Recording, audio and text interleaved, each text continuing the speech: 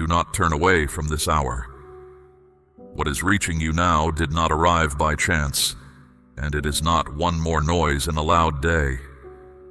I am your God, and I am the one speaking. Hear me before anything else happens. Something is moving toward you. It is close. It is not a vague shadow you can push to the back of your mind, and it is not sitting far off in some distant year. It is near enough that I am speaking now instead of later. I would not lift my voice like this over something small. I am not telling you this to frighten you. Fear has never been the way I lead. But a person who has been warned walks through a door differently than a person who walks in blind. You are being warned. Take that as kindness, because kindness is exactly what it is. You felt something today, a tightness you could not name, a moment where the room seemed to hold still and you told yourself it was nothing. It was not nothing. That awareness was mine, set in you on purpose, and you were right to notice it. You have learned to talk yourself out of that feeling. You call it nerves. You call it too much thinking. You were taught to push past the quiet in you and keep moving because stopping feels like weakness to you. Today I'm asking you to stop, not for long. Just long enough to hear me. Long ago I woke a man in the night while a young child slept close by. I told him to rise and go, and I did not explain the whole picture to him. He did not argue with me. He did not wait for morning to weigh it out. He got up in the dark, and because he got up, the one he was guarding lived. That is how I often move. I speak before the harm, not after it. I give the instruction while there is still time to follow it. And the warning almost always sounds smaller than the thing it is protecting you from. That is why so many set it aside and keep walking. I am not putting a riddle in front of you. I am telling you plainly that in the space just ahead of you, there is a moment that will ask something of you. It may come as a decision. It may come as a conversation. It may come as one sentence you are tempted to speak. How you meet it will matter more than you know. You have already been through hard seasons. You know what it is to be handled roughly by life. So hear me clearly. This is not that. I am not bringing punishment to your door. I am bringing you understanding ahead of time so that you are not standing in the middle of something before you know what it is. You are not being set up to fail. I do not lay traps for the ones I love. What is ahead is not a test I built to catch you out. It is a place in the road where the ground is uneven, and I have chosen to walk it beside you rather than leave you to walk it alone. I know how tired you are. That is part of why I am speaking now. Weariness dulls the ear. When someone has been carrying weight for a long stretch of road, they stop listening closely and start moving out of habit. Habit is exactly what will fail you in the hour ahead. So let me sharpen you, not with alarm, with attention. Slow your breathing, let your shoulders come down. Let the noise in your head settle until you can hear the one voice underneath all of it. That voice has been with you longer than any other, and it has never once lied to you. There is something else you need to understand. This warning is not only about avoiding harm. There is something good already growing in your life right now. It is young. It is not sturdy yet. And what is coming has the ability to press against it. You may not even be able to name that good thing yet. A door that has begun to move on its hinges. Something bruised that has begun to knit back together. A hope you have not spoken out loud because saying it felt dangerous. I see it. I planted it. And I am not willing to lose it to one careless minute. So my instruction to you is not complicated, my beloved. Stay awake. Stay slow. Stay close to me. Those three things will carry you through what is coming with everything I have given you still whole in your hands. I have never left you to work your life out on your own strength, and I am not starting today. I am already ahead of you on this road. I have seen the turn you have not reached yet.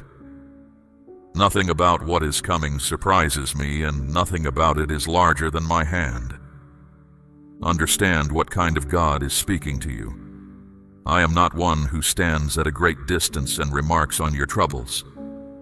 I come near. I involve myself. I interrupt. When my people were walking toward a cliff they could not see, I have stopped them in the road, and I have never once apologized for the interruption. Some who hear my voice want a full map. They want every detail spelled out before they will slow down. I rarely work that way, and there is a reason. If I gave you the whole picture, you would lean on the picture. I want you leaning on me. So I give you enough light for the next step, and I ask you to trust the hand holding the lamp. Right now, in the quiet of this moment, let something in you agree with me. Not with your mind first, with your spirit. Let the part of you that has always known my voice say yes before your reasoning catches up. That agreement is the doorway through which everything else I have to say will come. Say amen out loud if you believe my voice is reaching you right now. Now let me tell you what to look for, because you are expecting the wrong shape. You are bracing for something loud. You are picturing a disaster with a clear announcement in front of it. That is not usually how trouble arrives. Real danger rarely knocks. It walks in, wearing ordinary clothes, at an ordinary hour, in the middle of an ordinary conversation. What is coming toward you will look normal. It may even look good. It may look like relief, or like an answer, or like a door finally opening after a long stretch of closed ones. That is what makes it difficult. You have been waiting so long for something to open that you may not stop to ask who is holding the handle. Hear a story from my own record because I want you to see this clearly. When my people crossed into the land I promised them, a group came to meet them. Their sandals were worn through. Their bread was dry and crumbling. Their clothing hung in patches. They said they had traveled from a country far away, and everything about them supported the claim. My people looked at the worn sandals. They looked at the old bread. It all made sense to their eyes. So they made an agreement with these travelers and bound themselves to it. And my word records the reason it went wrong in one short line. They did not ask me. That is the whole of it. They did not ask me. Not because they were rebellious. Not because they hated me. Because the evidence looked so obvious that asking felt unnecessary. The sandals were worn. What more was there to know? The neighbors were not from far away at all. They lived a short walk from the camp. The worn sandals were a costume. And my people carried that agreement for generations because of a minute they did not think to bring to me. I am telling you this because in the hour ahead, something is going to look obvious to you. The evidence will seem to line up. Your reasoning will move fast and arrive at a comfortable conclusion. And in that moment, the question will not be whether you are clever enough. The question will be whether you asked me. So ask me, my child. Out loud if you must. Even 4 words will do. Even a breath in my direction while you are standing there deciding. I am not hard to reach and I am not slow to answer when the answer is urgent. Understand something about the word familiar. You treat familiar as though it means safe. It does not. Familiar only means you have met it before. There are patterns in your life that have come around more than once, wearing a slightly different face each time, aiming at the same soft place they always aim at. You know the pattern, I mean. You may not be able to describe it, but your body knows it. There is a certain kind of person, or a certain kind of offer, or a certain kind of pressure that has cost you before. It is circling back, not to finish you, to find out if you have changed. You have changed. That is the part you keep forgetting.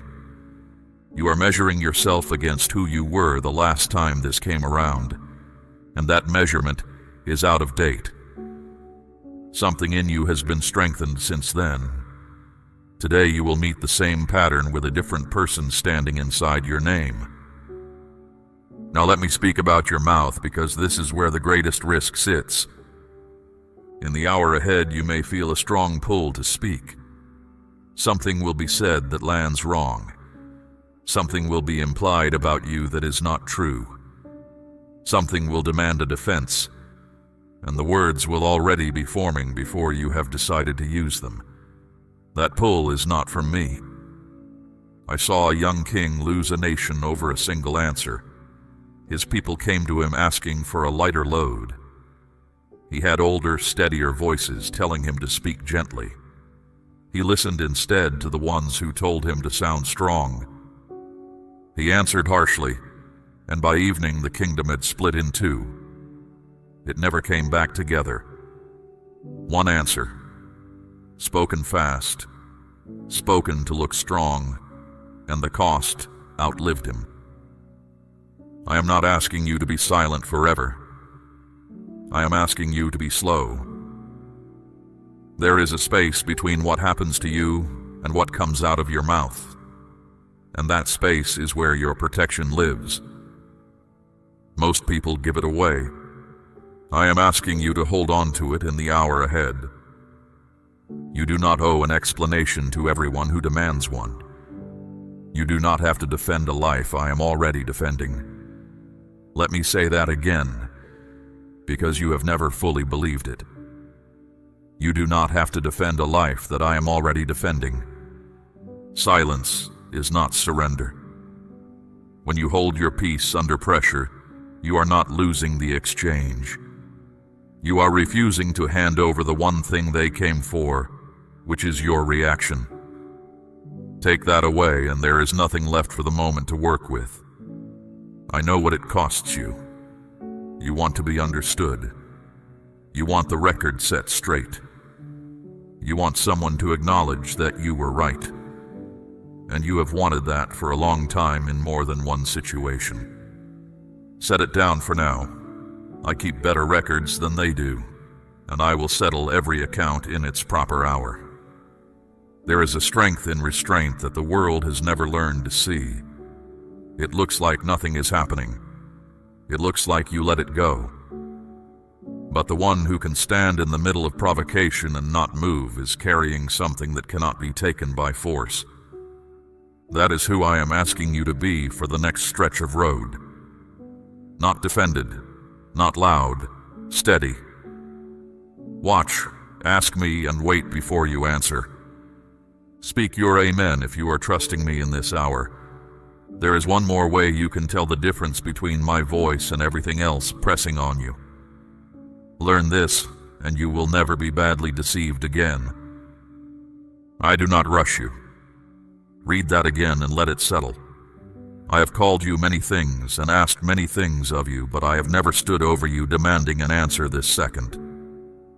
When something is pushing you to decide right now, before you have thought, before you have prayed, before you have slept on it, that pressure did not come from my throne. Urgency and clarity are not the same thing. Urgency makes your chest tight and your thinking narrow. Clarity does the opposite. When I make something plain to you, the room gets wider, not smaller. You can breathe. You may still be uncertain about the outcome, but you are not frantic about the next step. So use that as your measure. If the pressure is squeezing you, step back from it. Whatever is real will still be there when you have prayed. Anything that cannot survive one honest pause was never meant for your hands. My child, I am asking you to place a portion of what you have, something of real weight, upon the altar of this work, as gold laid on the scales of this calling. Let it be a seed sown into deep water, an offering set on stone, not held back in fear. This is proof that your trust rests in my hand to provide, and that your heart no longer clings to lack. What you release in faith does not leave your life. It moves ahead of you into the harvest I am preparing. Now let me show you how I actually speak, because you have been listening for the wrong volume. There was a prophet of mine who ran until he could not run anymore, and then he asked to die. He was worn down to the bone. I brought him to a mountain and told him to stand there because I was going to pass by. A wind came first, strong enough to break rock. I was not in the wind. Then the ground shook underneath him. I was not in the earthquake. Then fire came through. I was not in the fire. And after all of it, when everything loud had exhausted itself, there was a low whisper. That was me. He had to cover his face to hear it. Think about that. The most dramatic display he had ever witnessed was the part where I was not speaking. The whisper was where I was. That is what is happening in you. You have been waiting for me to arrive with force, and while you were waiting for the earthquake, I have been speaking underneath your ribs in a voice so quiet you keep dismissing it. The signal you have been ignoring is the one you have been asking for. I want you to notice something about how I built you. There is a knowing in you that runs ahead of your reasoning. Your mind puts things together with evidence and argument. Your spirit does not need the argument. It arrives first, and it arrives without proof, and it is right far more often than you allow it to be. When those two disagree, you almost always side with your mind. You do it because your mind can explain itself and your spirit cannot. But an explanation is not the same as truth. Your mind can build a reasonable case for a thing that will cost you dearly. Your spirit will simply say no and offer you nothing to hold up in court. Side with your spirit. It is the older witness and it is closer to me. Let me tell you about a man who was traveling a road he should not have been on. His animal stopped in the path and would not move. He struck it. It moved again, and then it pressed him against a wall. He struck it again. The third time, it simply lay down beneath him, and he was furious. He could not see what the animal saw. There was a messenger of mine standing in that road with a drawn blade. The stubbornness he was beating was the only thing keeping him alive. His anger was aimed at his own rescue. You have done this. There have been times when something in you refused to go forward, and you forced it. You called yourself afraid. You called yourself unspiritual. You pushed through the resistance, because pushing through is what you have been praised for your whole life. Hear me. Some of that resistance was me. Not all of it. Fear is real and fear lies. But there is a difference between the fear that shrinks your world and the quiet refusal that plants its feet. And by now you have felt both often enough to tell them apart. In the hour ahead, if something in you plants its feet, do not beat it into motion. Stop. Ask me what is standing in the road. I will tell you. I am not in the habit of hiding my reasons from someone who genuinely wants to know them. And if I do not answer immediately, that silence is an answer too. It means wait. Waiting is not nothing. Waiting is an action, and it is often the strongest one available to you. You have spent years believing that being still meant being passive. It never did. Standing still while everything around you is moving takes more strength than moving does. Anyone can be swept along. Only someone anchored can hold position. You are anchored. I set that anchor myself, deeper than you can see from where you stand. That is why the pressure of this hour will move things around you without moving you. I told you there is something good already forming in your life. I want to spend time on that now, because protecting it is half the reason I am speaking. You have been so focused on what is wrong that you have not accounted for what is right. Something has begun. It is quiet. It has not produced results you can point to yet. And because you cannot point to it, you have not been guarding it. Here is how new things work in my hands. They start small and they start hidden. A grain goes into the ground and disappears. For a stretch of time there is nothing to see, and anyone judging by appearance would say nothing is happening. That is exactly when the most is happening. Do not despise the small beginning. You have a habit of doing that. If a thing does not arrive fully grown, you assume it is not from me. But nothing I have ever built arrived fully grown. Everything I make comes up from underneath. Let me tell you about a woman who was out of options. Her household was in debt and the collectors were coming for the two people she loved most. She had nothing left in the house but a single small jar with a little oil in it. I told her through my profit to borrow every empty vessel she could find. Not a few. Every one. Then she was told to go inside her own house, shut the door behind her, and pour. Notice the door. She was told to shut it. What happened next was not for the street to see. She poured from that small jar and it kept pouring, vessel after vessel, until there were no more empty containers left to fill. The oil stopped only when the room ran out of room. Then the debt was paid and the two she loved were kept. I want you to see two things in that. The first is that the amount in her hand was never the limit. The limit was how many empty vessels she was willing to gather. The second is that it happened behind a closed door. There are things in your life right now that need a closed door. Not because they are shameful, because they are young. A young thing does not need an audience. It needs quiet, and it needs time. So stop announcing it. Stop laying it out for people who have never once been glad for you. You have a habit of taking the newest, most tender thing in your life and handing it to whoever asks. And then you wonder why the joy leaks out of it. Guard the door. Pour in private. Let the results speak later, when the thing is strong enough to be seen. There is one more thing that will come for what is forming in you, and it will not come as an attack. It will come as an invitation. I had a man rebuilding a broken wall. The city he loved had been in ruins for years, and he had finally gotten the work moving. His opponents saw they could not stop him by force, so they changed tactics. They sent him a friendly message.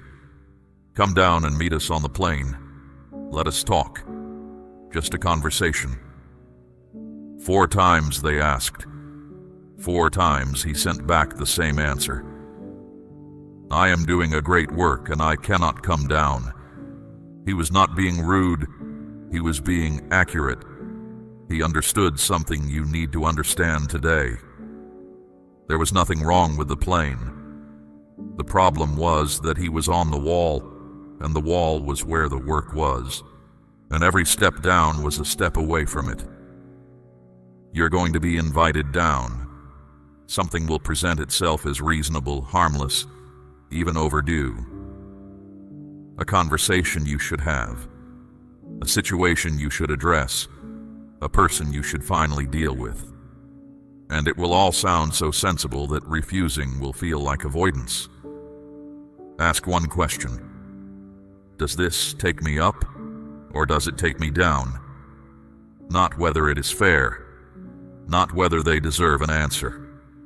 Whether it moves you toward the work I have given you, or away from it.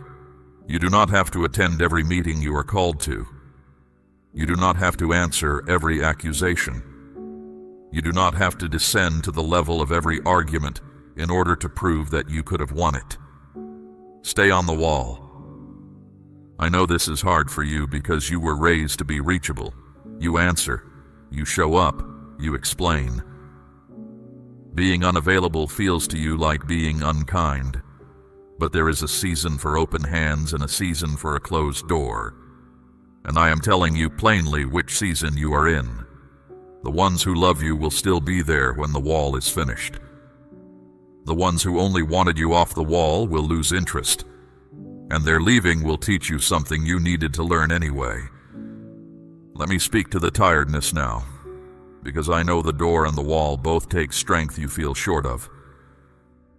You have been holding a great deal together with very little help.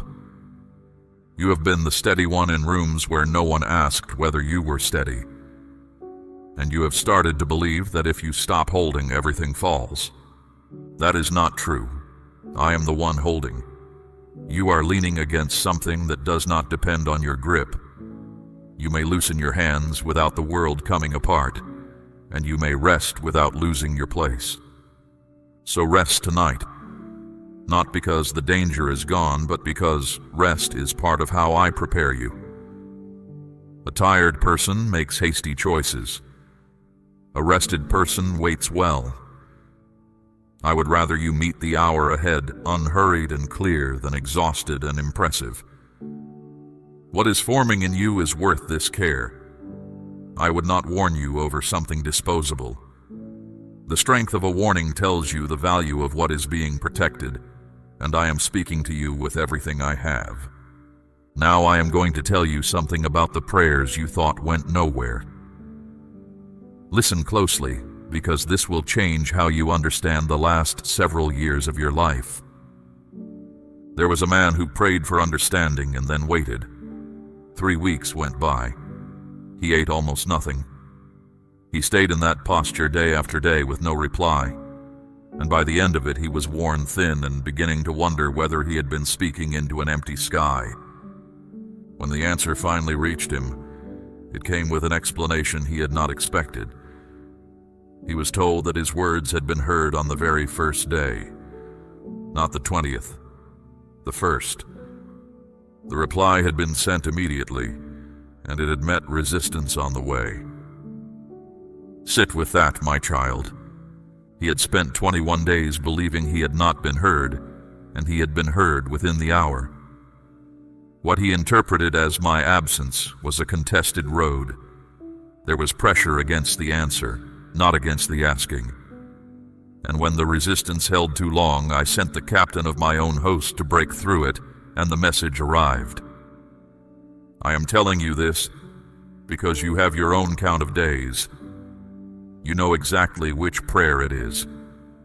You stopped bringing it to me because bringing it up again hurt more than leaving it alone. You decided the silence meant no. The silence did not mean no. Some of what you asked me for has been in motion the entire time, moving through ground you cannot see, against pressure you were never asked to fight. You have been judging the whole matter by the only part of it that was visible to you, which was your own waiting room. Do not build your understanding of me out of what you can see. You are looking at one small window and drawing conclusions about the whole house. There was a servant of my prophet who woke early one morning and looked out over the city. It was surrounded, horses, chariots, soldiers on every side. He ran back inside in a panic, asking what they were going to do. The prophet was not alarmed.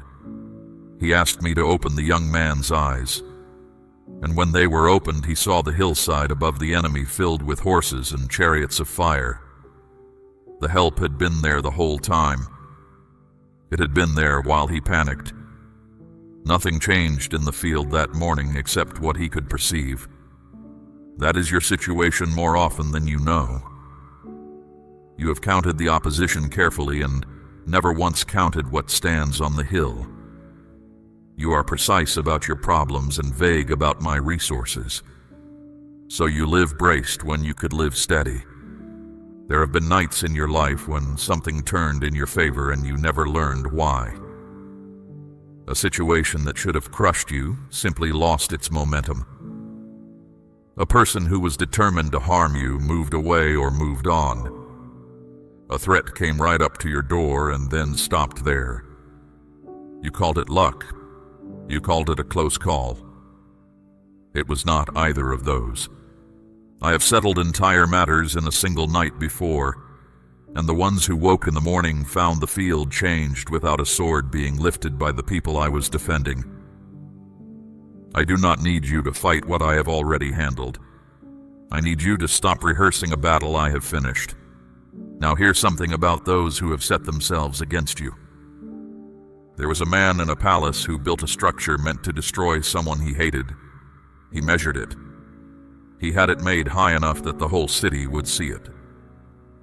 He went to bed satisfied, and by the end of the following day, the thing he had built was used on him instead. I did not need to construct anything to answer him. He had already done the work himself. That is very often how it goes.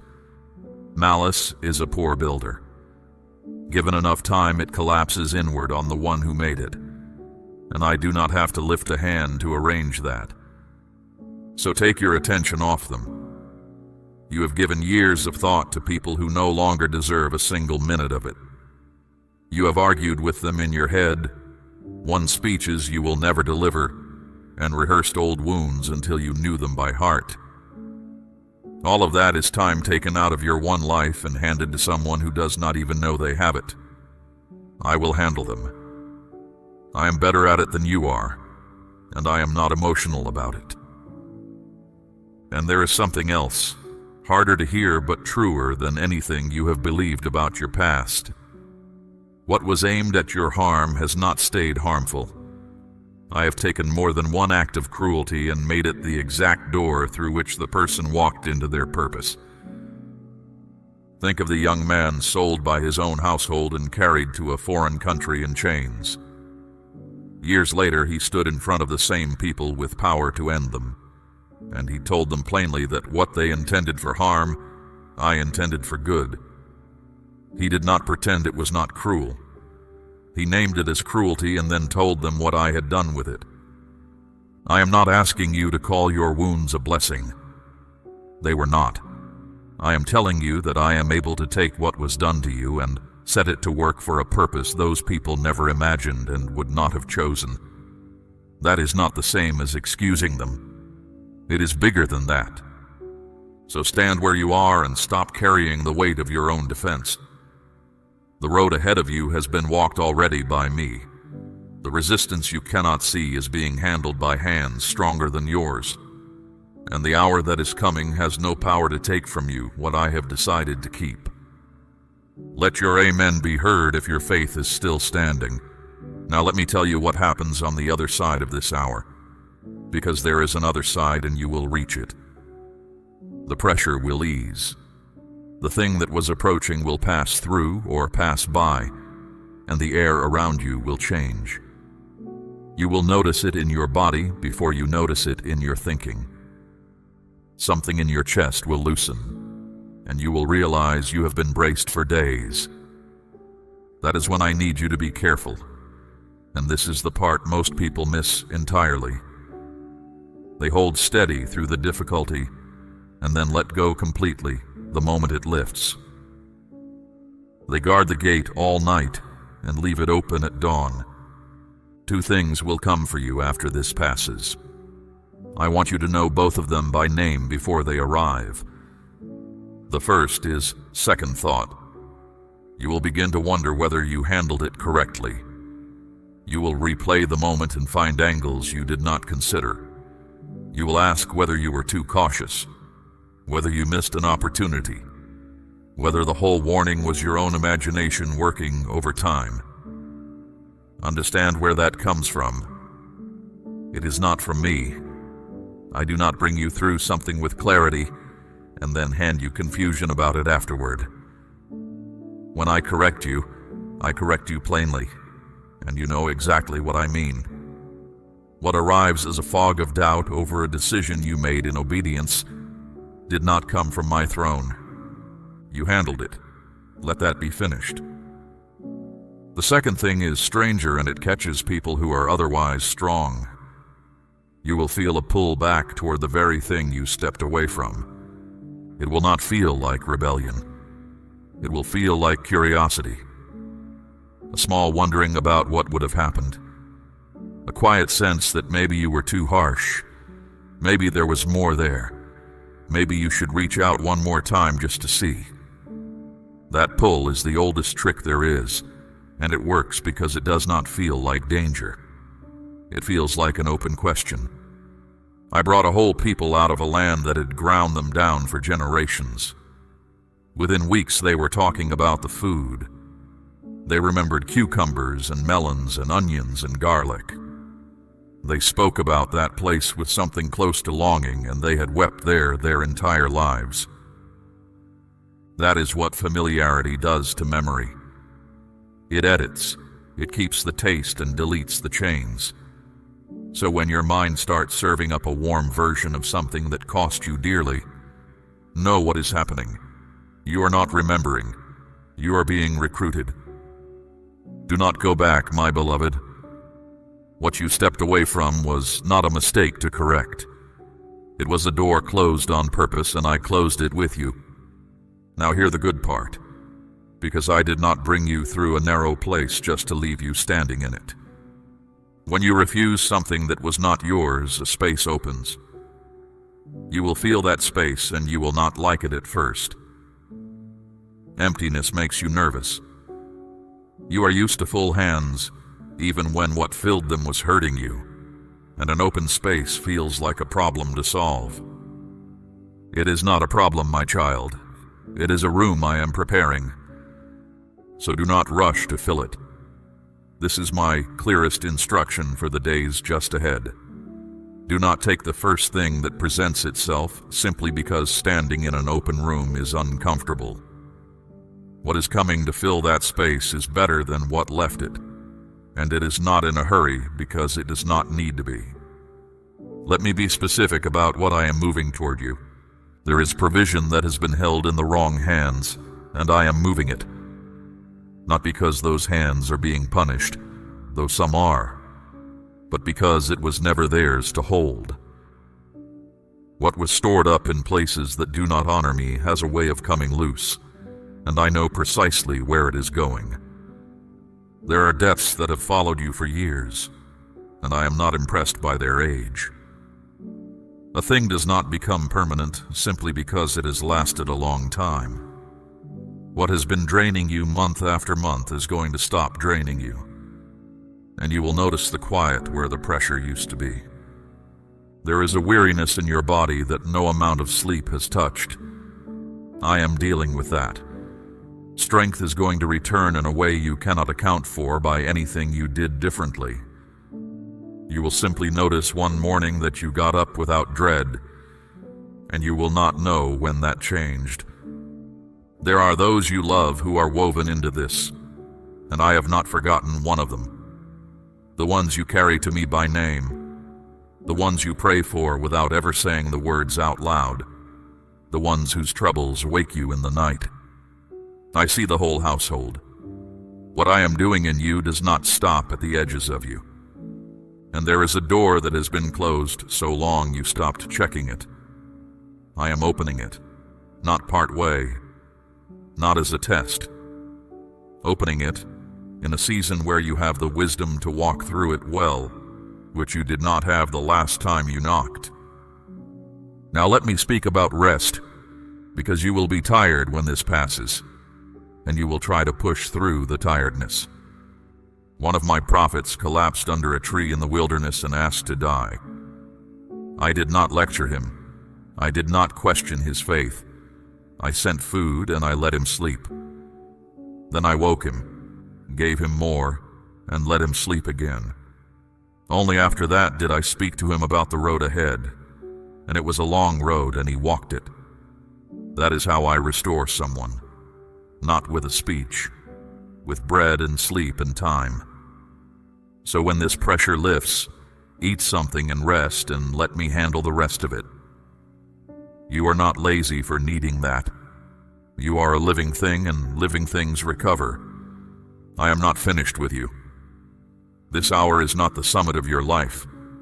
It is a narrow section of a much longer road, and what you learn passing through it will serve you for years. There is a reason this is happening now, and it is larger than the hour itself. I want you to understand it before I finish. You are being sharpened for something. The awareness I am asking of you today is not a one-time requirement for one difficult afternoon. It is a skill, and I am teaching it to you now because you are going to need it later, in a season where more depends on your judgment than depends on it today. There was a boy who slept in my house as a servant. He heard a voice in the night and assumed it was the old man he worked for. He got up, went to him, and was sent back to bed. It happened again and again. 3 times he heard me, and 3 times he ran to a human being. He was not stubborn. He simply did not know the sound of my voice yet, and no one had taught him. Finally, the old man understood what was happening and told the boy what to say. So when I called the 4th time, the boy answered, "Speak, for I am listening."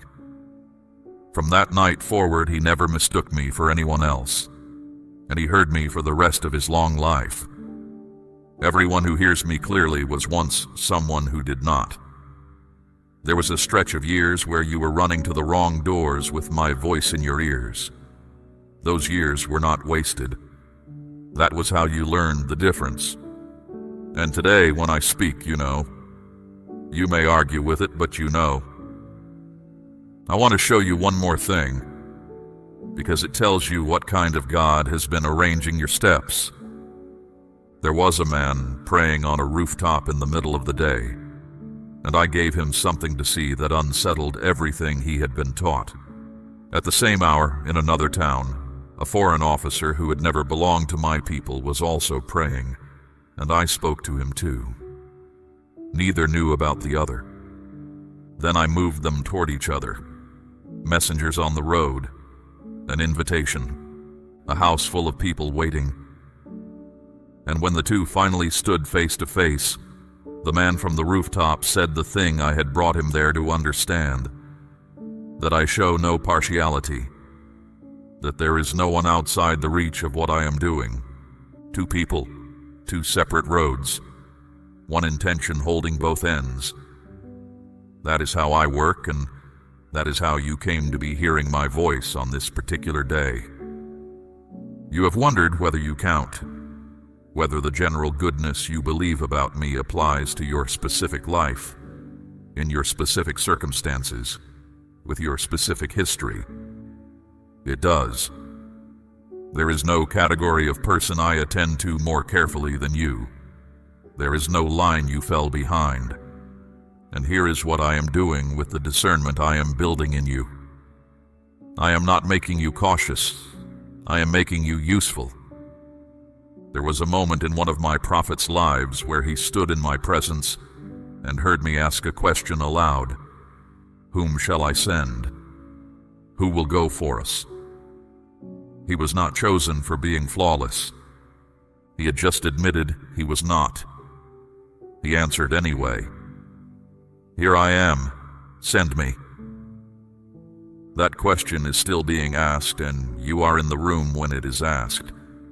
What you are learning in this narrow hour, the pausing, the asking, the refusing to be hurried, is not only for your own protection. There are people around you who are about to walk into decisions with no one to steady them, and you are going to be the steady one. You know how it feels to be unwarned. That is exactly why you will recognize it in someone else's face. What you are passing through is making you the person you needed when no one was there. So carry this forward, not as fear, as attention. When something feels rushed, slow it down. When something feels unclear, wait for it to clear. When something feels wrong, step back from it and ask me. Those 3 habits will save you from more trouble in your remaining years than any strategy you could devise. Now receive what I am placing on you. I set a covering over your comings and goings. Let the plans made against you fall apart in their own hands. Let the pressure that has followed you lose its grip and lose interest. Let doors open in front of you before you have to knock twice. Let provision find you from directions you never expected. Let your mind be quiet at night. Let your body carry its work without breaking.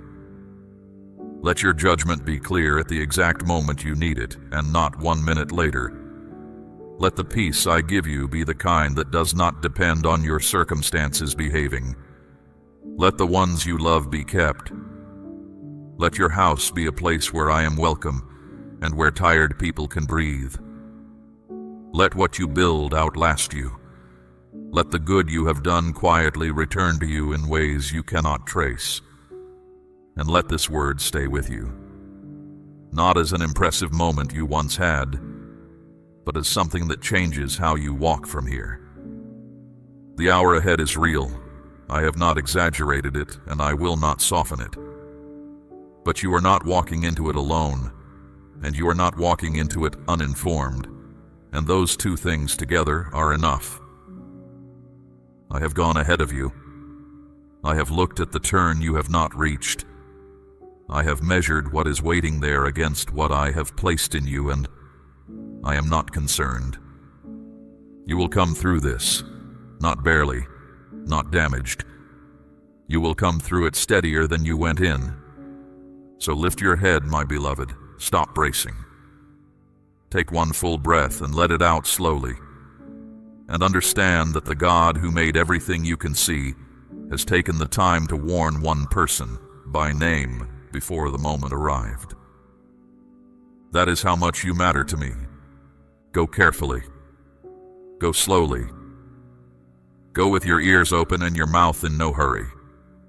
And know that every step you take from here is a step I am already standing in. There is one more thing I would place in your hands before this hour arrives. Do not measure the strength of what is forming in you by how quiet it still is. Quiet does not mean fragile. Quiet often means protected. I have kept more than one work of mine from premature exposure, and what I shield I also sustain. The same hand that warns you is the hand that feeds what is growing. You do not have to force it into daylight before it's time. You do not have to prove it to anyone who has not been given eyes to see it. Simply tend it. Water it with trust. Refuse the invitations that would pull your attention away from it. In the days that follow this passing pressure, you will begin to notice small confirmations. A conversation that opens without striving. A provision that arrives without the old scramble. A clarity in a place where you used to feel only fog. These will not come as spectacle. They will come as evidence that I have been working while you waited. Receive them without demanding more at once. I am not finished building in you, and I am not finished building around you. The road ahead still holds more than this single turn. Walk it with the same attention I have asked of you today, and you will find that what once felt like survival begins to feel like stewardship. I am with you in both. Say your amen now and let it be the first word of the road ahead. We run on viewer support only. For exclusive member-only content, scan the QR or see the pinned comment. God bless you.